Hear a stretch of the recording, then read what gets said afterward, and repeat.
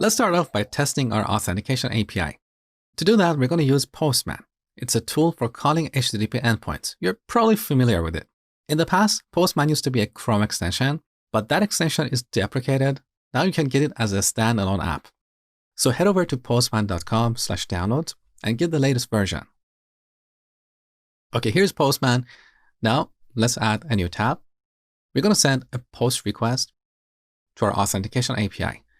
That is localhost port 9000/API/auth.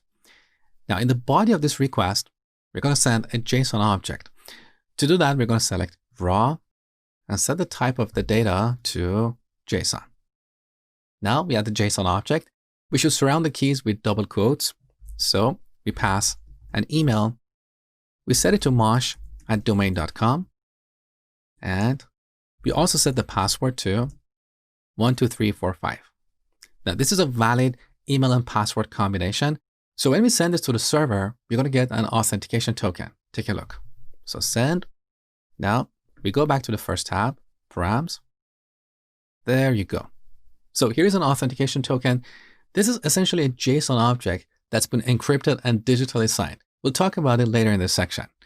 Now let's see what happens if we pass an invalid email or password. So back to the body tab. I'm going to change the password to something else and send this request. Now look, we get an object with the error property saying invalid email or password. Now look at the status code for this request. That is 400, which means bad request. And this happens when the client makes an error, when the client posts the wrong data. This is just a common REST convention, okay? So now we're going to go to our front-end app, and in our API layer, we're going to add an object for calling this endpoint. So here in the API folder, let's add a new file called auth.js. First, we're going to import client from the current folder.